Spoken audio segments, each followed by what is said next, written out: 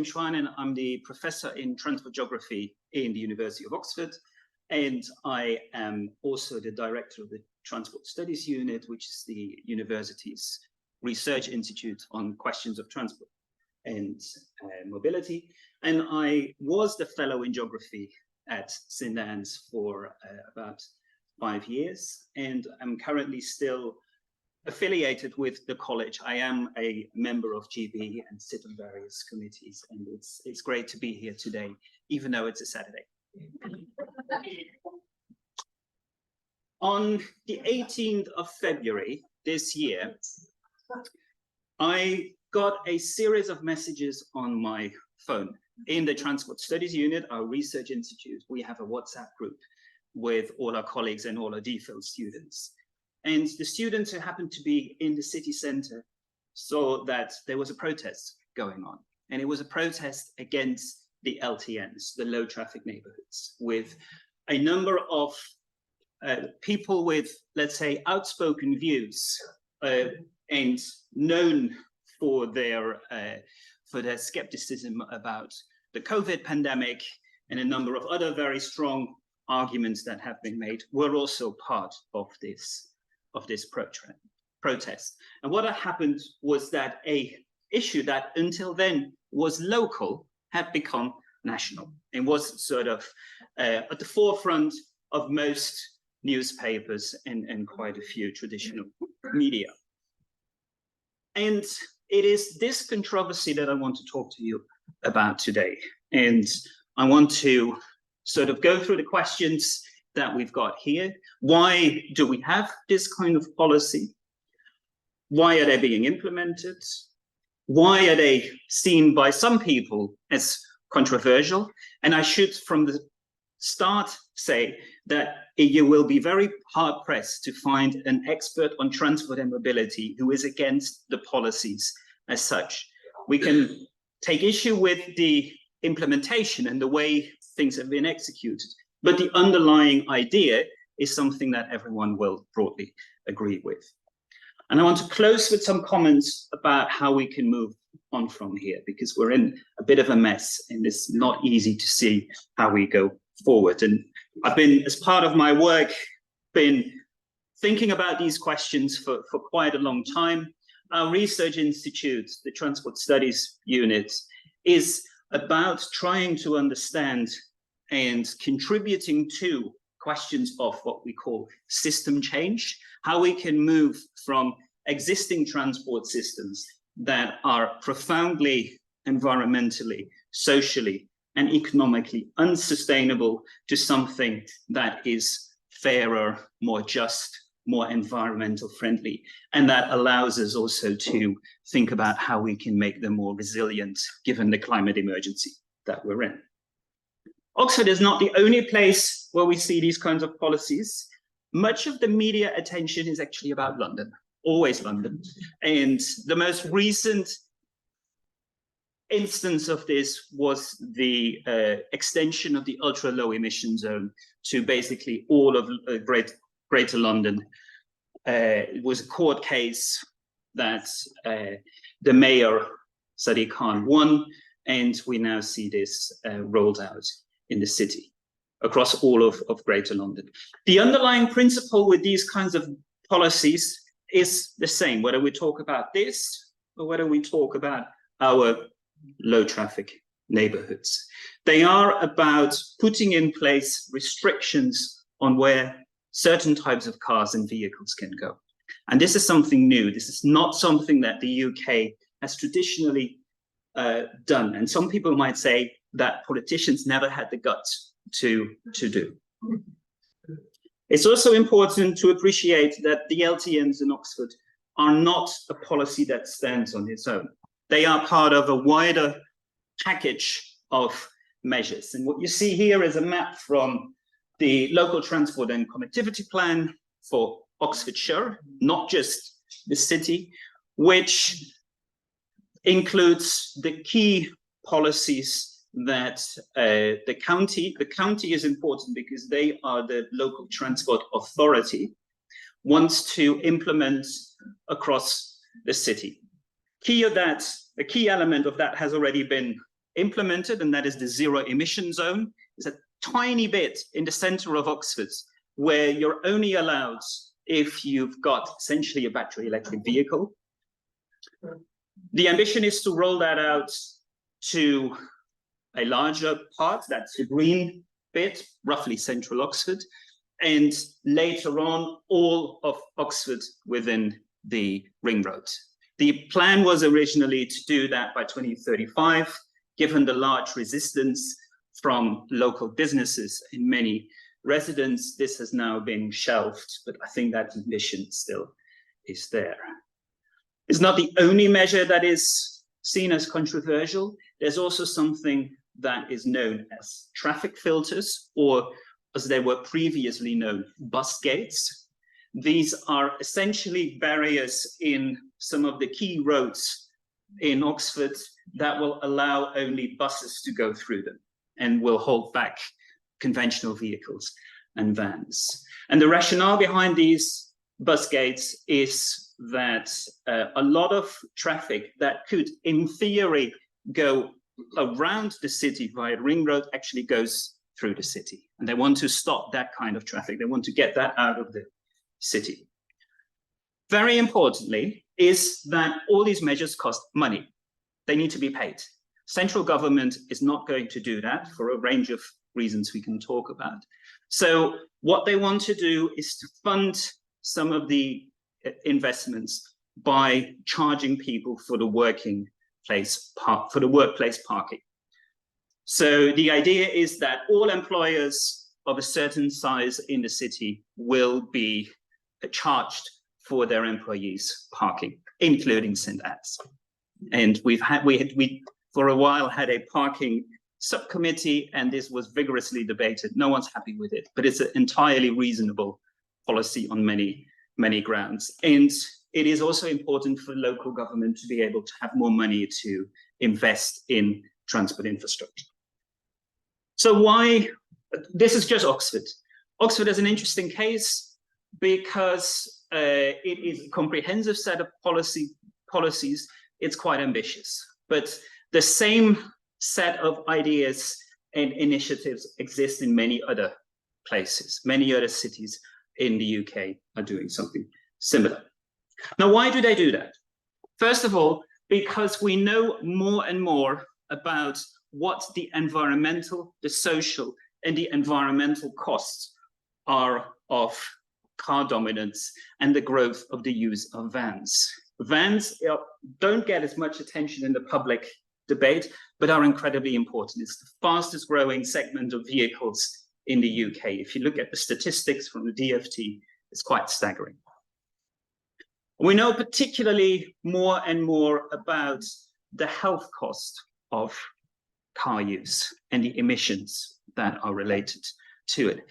And we know more about how these effects sort of accrue over the life course and are a primary factor for all kinds of diseases that typically sort of manifest later in people's lives. But we also know much more about how the development of lungs in children gets adversely affected because of the air pollution that comes from vehicles, diesel and petrol. And it is obvious, but very important to mention, it's generally poor people who suffer the most. So these costs, these effects are not equally distributed in the city. It's typically low-income neighborhoods where you see the biggest problems. Then we've got the climate emergency, where at a difficult situation, transport proves to be the most difficult sector to make serious gains in terms of emission reduction.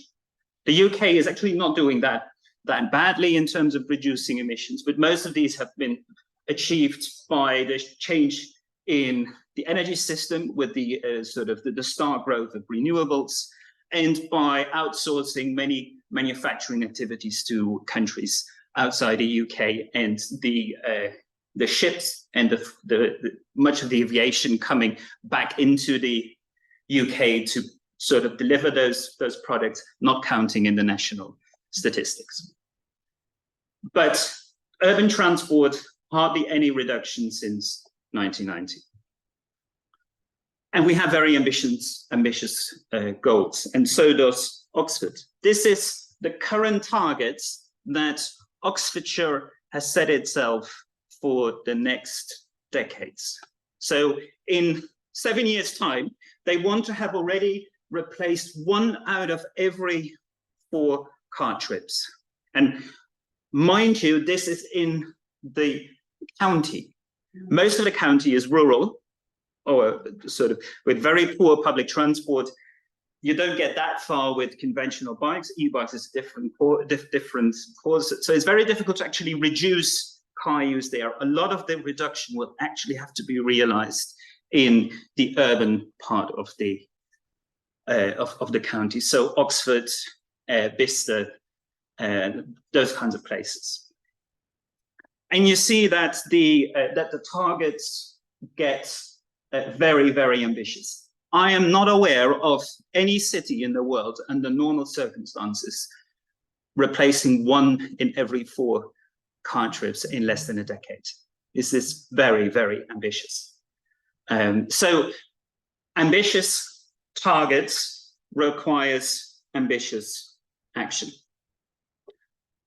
Then the third problem in the city is congestion. Number of cars is not decreasing in any way, and the roads have really, really clogged up, and that has economic consequences in a variety of ways. All of this is compounded by the fact that the city is expected to grow significantly in decades to come. On top of that, we've seen a very significant increase in the size and weight of vehicles. This is a diagram that you may have seen before. It circulates every now and then on Twitter and other social media platforms. But it is actually quite staggering if you look at it, if you think about this. In a period of 4 decades, the Golf, which was at that time one of the most popular vehicles, sort of the equivalent vehicle nowadays is 42 centimeters wider. Of course, our roads haven't changed and won't change, particularly not in central Oxford, because we're locked into an infrastructure that is from long before the rise of the car. But the other point is that we've seen the rise of the SUV, the sports utility vehicle. We speak about the SUVification of vehicle fleets, with vehicle manufacturers putting fewer and fewer small car models onto the market and really bumping up the type of SUV vehicle. So that kind of vehicle, and significantly larger, you now see very regularly in our city. So this is creating sort of this fact is increasing the competition for space on the roads that we've got. And you can imagine if we're moving towards a more what we call multimodal transport system, where we have more cyclists, more pedestrians, more people not traveling in public transport, this is going to create conflicts, because particularly cyclists and pedestrians are very, very vulnerable because of this. There's also a range of other points about these vehicles. Larger vehicles mean that your roads deteriorate quicker, so you need to spend more in terms of maintenance and repair, for which there is typically no money. It also means far bigger costs environmentally to produce these vehicles in the first place. So if we think about the life cycle emissions of this vehicle, what all the emissions, all the CO2 emissions that are produced in the production of these vehicles, their use, and then their afterlife, you see that those go up very significantly. And in fact, a significant share of the benefits of making vehicles electric is undone by this trend of vehicles becoming heavier, larger, and wider. It's also become clear that the way we've tried to make transport more sustainable in the UK until now has not been very effective. The focus has very much been on providing incentives to change, better information about public transports, sort of a little bit of some better cycling infrastructure, maybe reductions on public transport fares or on your train tickets, employers paying part of your costs. It all doesn't add up to the level of change that we will need if we are going to get to this level of change. So we need not only the carrots, the things that make people wanting to change, we will also need to push them. We need to put in place some sticks. And that's where these restrictive measures like LTNs, like low emission zones and such like are coming in. Nobody really wants them, certainly nobody likes them, but it is fact that these sticks kind of measures are significantly more effective in getting behaviors changed than only providing people with nice things. So we will have to get a mix of carrots and sticks, and we have to, the key question is, how do we get that mix right? Because we know that the sticks are more effective, but also have much lower public acceptability. So it's about getting that mixed right.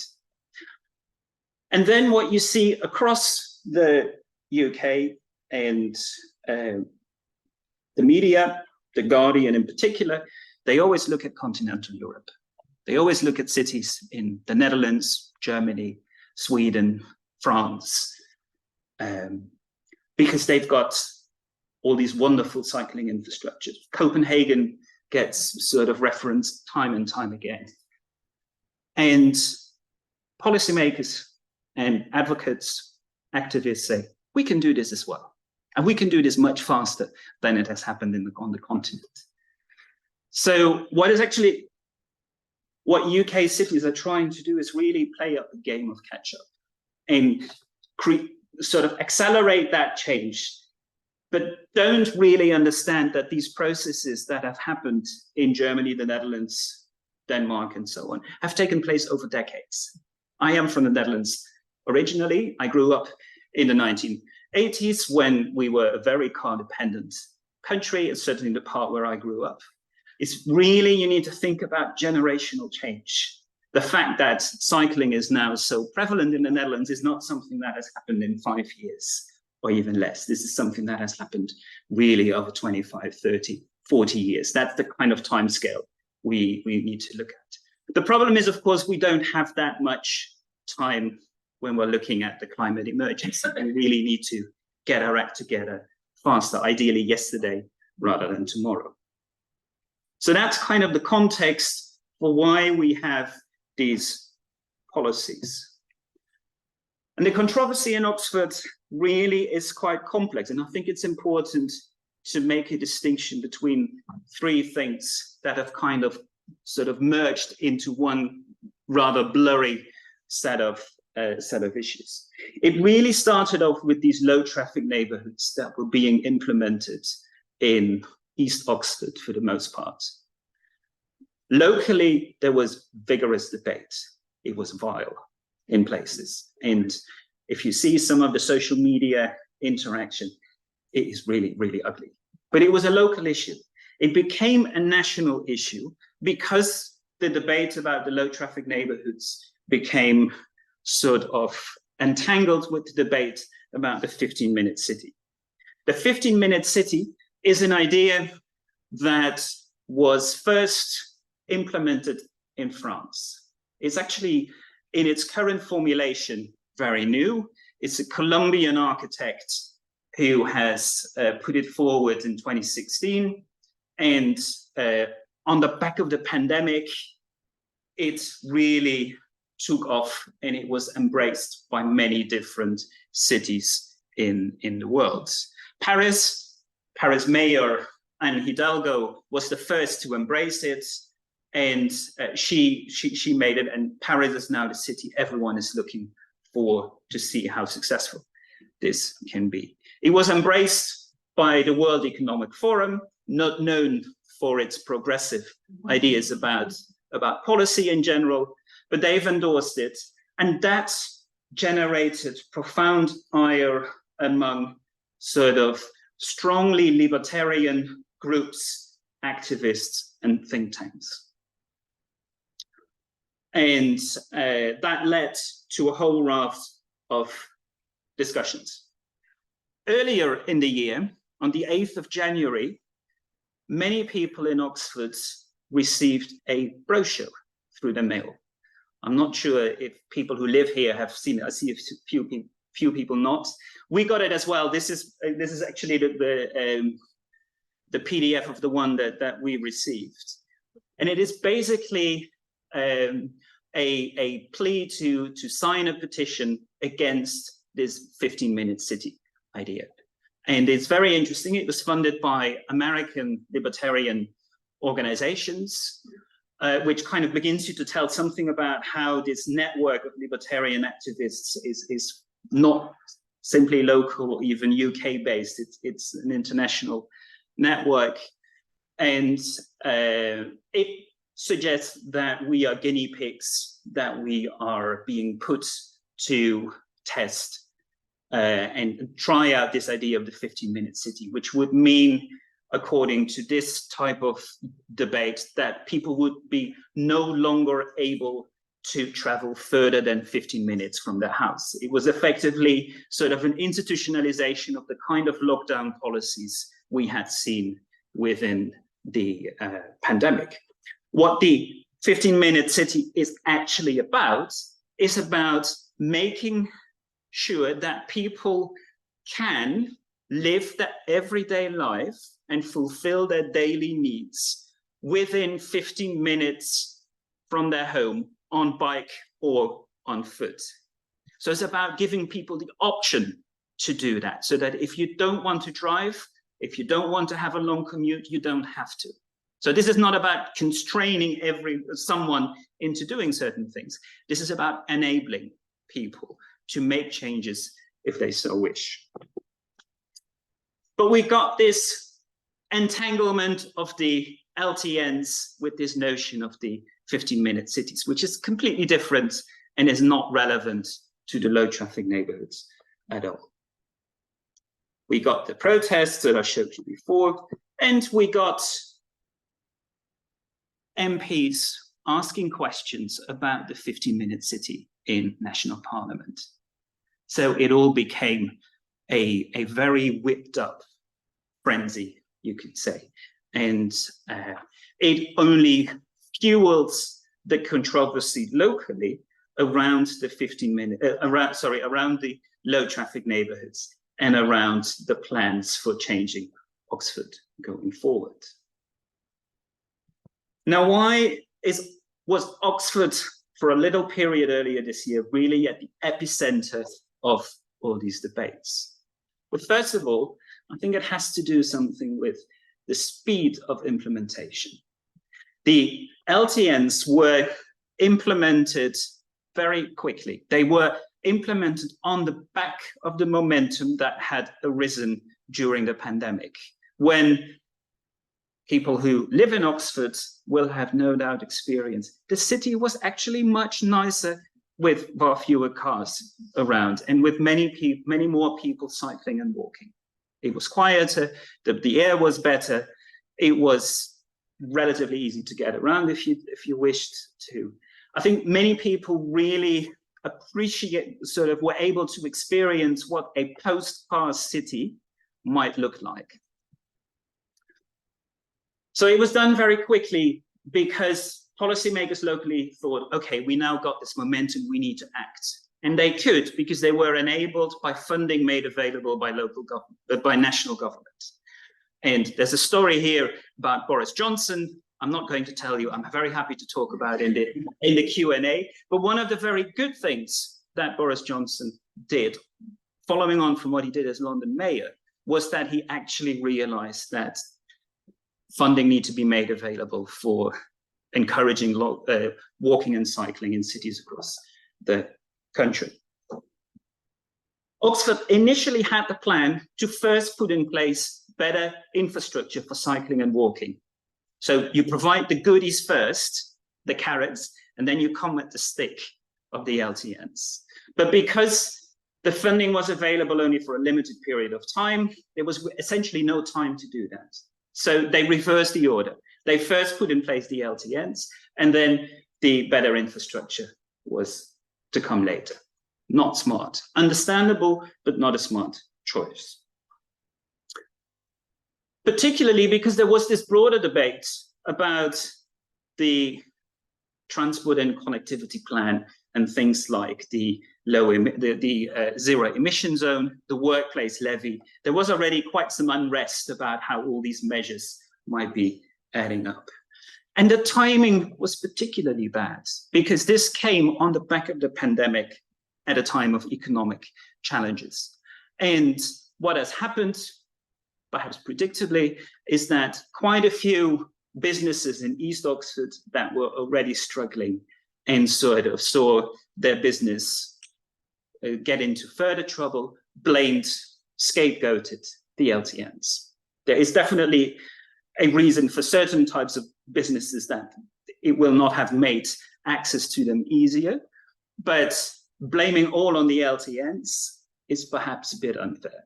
Understandable, but not entirely fair. So you can see that sort of there's this very negative vibe about how the LTNs is slowing down the economy at a time that businesses were only just recovering from the pandemic. I think a final factor to mention has to do with the style of communication. I think the discourse, the type of arguments being used by the councils and by other protagonists of the scheme was quite abstract, talking in very abstract terms about the benefits this would bring to people in a way that people could not relate to given their lived experiences of mobility and of certain forms of hardship in the city, and particularly East Oxford. I know when I was the geography tutor, I always was very keen for our students to venture into East Oxford.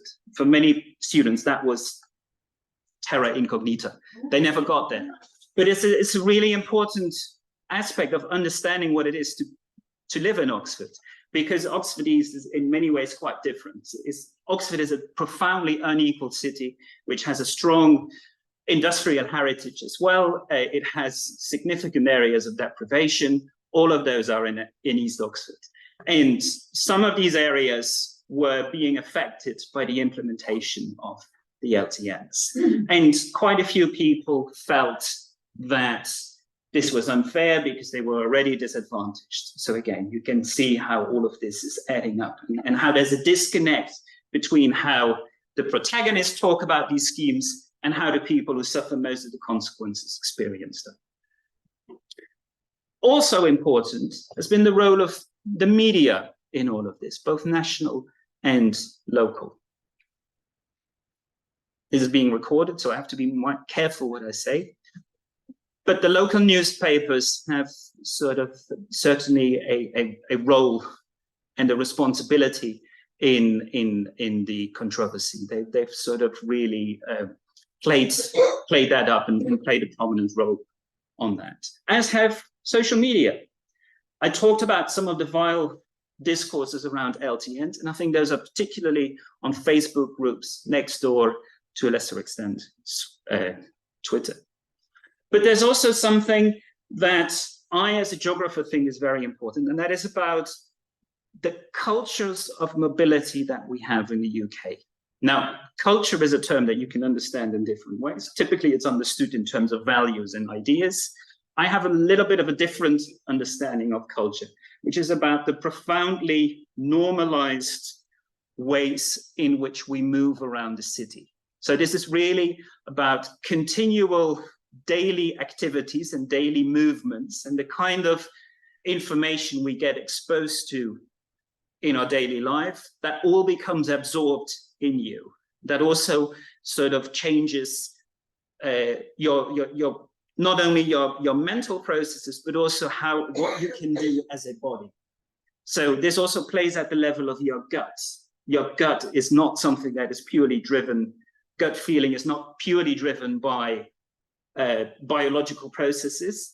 There's very much this interaction with the outside world. And it's at that level that we see this deeply normalized set of responses, instinctive responses to that wider world. And we see that we have profoundly normalized ways of moving, experiencing, and making sense of the world.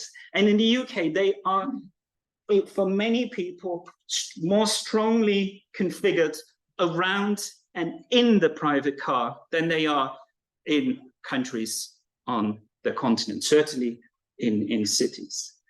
And one of the implications of this is that for many people, driving is an entitlement, something they feel entitled to. For some people, it's even a matter of a right. You have a right to drive. Some people, if you look at the consultation documents for East Oxford around the LTNs, people say, I pay tax, so I am entitled to drive my car anywhere I want. Cyclists don't pay tax, they don't belong on the road.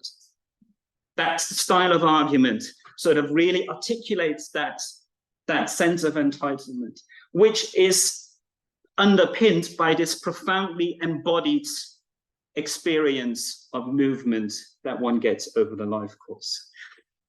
Those cultural processes operate in different registers than the way policy processes get communicated.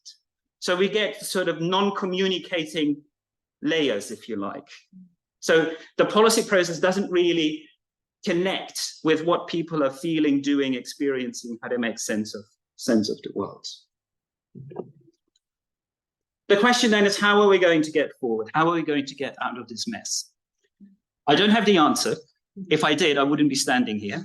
I would be a very well-paid consultant. But I can give you some ideas about where, so based on my own thinking and thinking from colleagues, about what we might do. I think it's really important to state again that scientifically there's nothing controversial about mobility restrictions. We will need them one way or another. We can think about how we implement them and how we communicate them, but we will need them. I think it's also fairly certain that we will never get consensus around these kinds of issues. There will always be a source of contestation and tension. And I think that's important because the local politicians and the local policymakers think, well, if we just persist, then the resistance will fizzle out. I don't think so. I think we'll see this come up, flare up in future, sort of at the time of local elections, other events, this will come back. What we can do is think better about how we put carrots and sticks together, how we package policy together in a better way. What that requires, first of all, is more capability at local government level. Whitehall, but I should say it differently.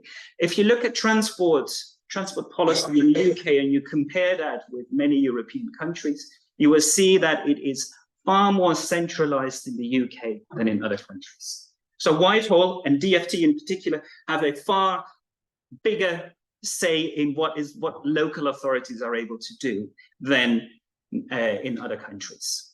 Part of that has to do with legislation and sort of formal regulation, but a lot of that has also to do with funding. Oxford at the moment has barely enough funding to maintain its roads. In fact, it has not enough. It has a shortfall annual. So they can't do anything extra. If they want to do anything extra, they have to apply to national governments. They have to compete with other local authorities for money.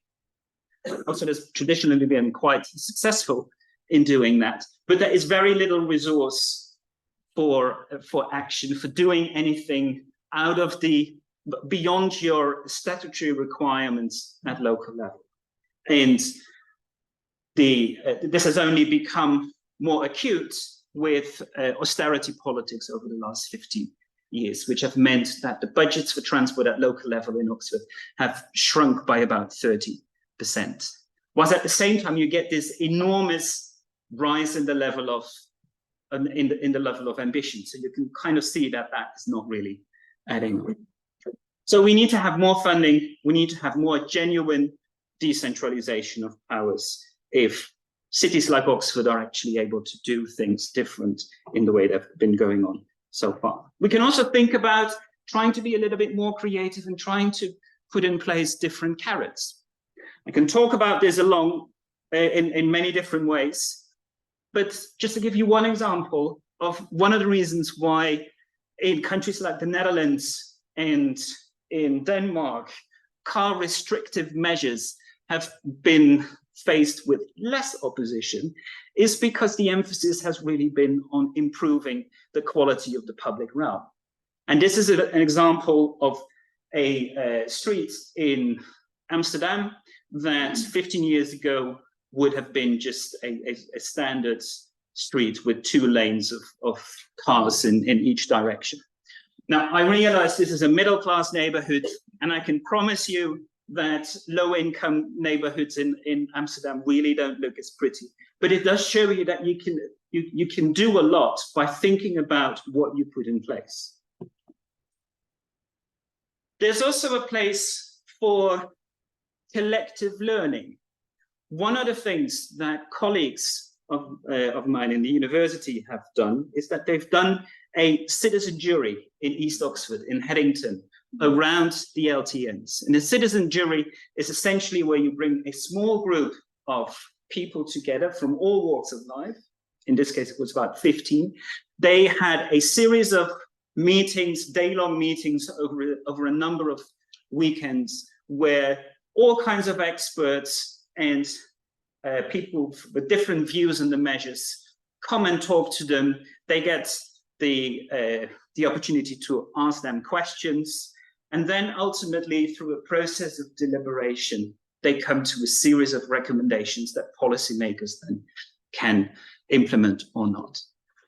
The interesting experience of the citizen jury was that it actually created a sense of understanding and consensus around the need for the LTNs and similar measures. They provided a whole raft of recommendations about how it could be done differently, better. But it did result in a diminishing of the opposition. When you give people the time to learn about the pros and cons and why this would make sense. Now, 15 people is a small number, but there is a space for these collective exercises. You can do them with citizen assemblies, which many cities have done. I know Exeter has done one, Oxford has done one. They can help to bring more legitimacy to these kinds of interventions. The final thing I would say is that it is important that we communicate differently, both in terms of what we communicate and how we do it. And that it is really about trying to cultivate relationships and trying to cultivate trust. So that means not assuming that you as the policymaker or the scientist have the truth behind you and talk about misinformation, because that is already alienating many people. And it means that the people you want to reach, many of them will simply not listen to you. I think it is also about how we frame the interventions. I already talked about framing them in terms of livability. It's also important to not simply vilify car drivers.